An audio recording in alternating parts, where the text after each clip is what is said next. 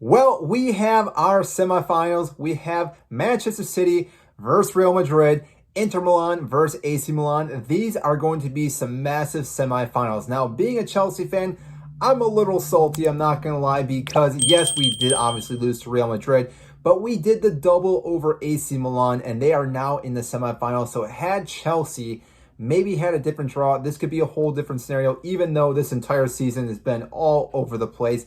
That being said, though, these two matches are going to be massive for both sides. Now, obviously, Manchester City are going to go for some revenge against Real Madrid with last year, how things went, giving up that late goal and then being defeated by Real Madrid, who then went on to win the Champions League. Real Madrid themselves obviously looking to repeat their history once again by winning back-to-back. It could be the case with Ancelotti, who we all know is a serial winner when it comes to the Champions League. Now, Pep Guardiola has been working on his formation, which again has really helped Manchester City in the Premier League and has transitioned into the Champions League as well, just winning over Bayern Munich, which again was quite remarkable. Bayern Munich were probably one of the favorites to go into this, even though they did fire their manager, Nagelsmann, before this fixture, which again was really chaos at the most, and I'm not sure exactly why he was even let go. Brought in Thomas Tuchel, who has won the Champions League before, but still, it was too difficult. Pep Guardiola's side was too strong, which again, might be the same thing with Real Madrid. Now, on the opposite side, we have the derby, AC Milan versus Inter Milan. Both these teams obviously have caliber players that can make them both very ferocious teams and make them very difficult. But AC Milan, I think, has the edge this time around because some of the players that they have won the Champions League already. Giroud being one of them, who again is just one of the clinical finishers that really goes under the radar, I feel like, half the time. Even though, again, when he starts scoring goals, people keep talking about how great he is. He obviously helped France win the World Cup. I know he did not score a goal in that entire time, but again, he helped France win the World Cup back in 2018 and also did help them in this last time around where they did make it to the final but just fell short to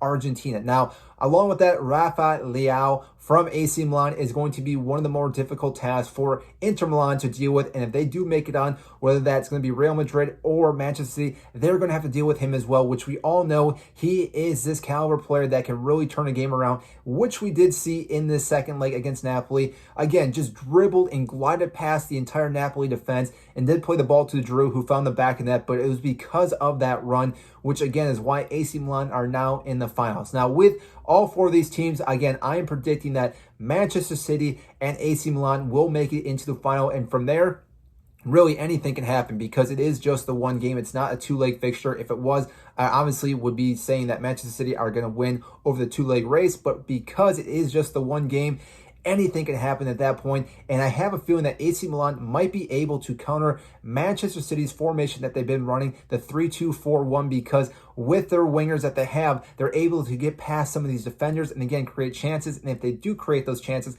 and find the back net, they could easily find themselves up a goal or two early on in that match, and therefore Manchester City has to chase the game, which will be very, very difficult for Pep Guardiola and his formation. Now, I do understand they do have the players to again go on and win games. They have fallen short before in the Champions League final before to Chelsea, obviously, but still they have this fire, their passion that they want to win this.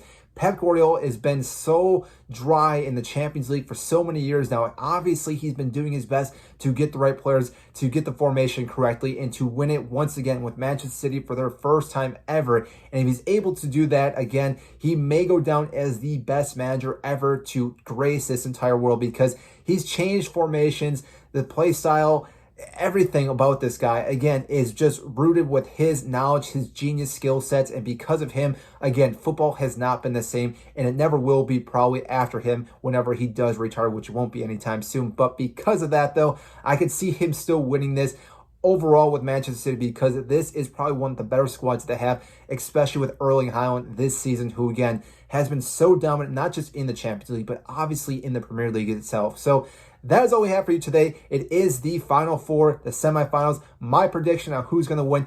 I want to know what you guys think, so comment down below if you think Manchester City is going to win this entire thing. I really don't want them to win because they are a Premier League side. I'd rather see AC Milan, Inter Milan, or Real Madrid. But at the same time, I do kind of want to see Pep Guardiola win once again because, again, that way he can just solidify his dominance as a manager. So that is all I have for you today, and I will see you in our next video.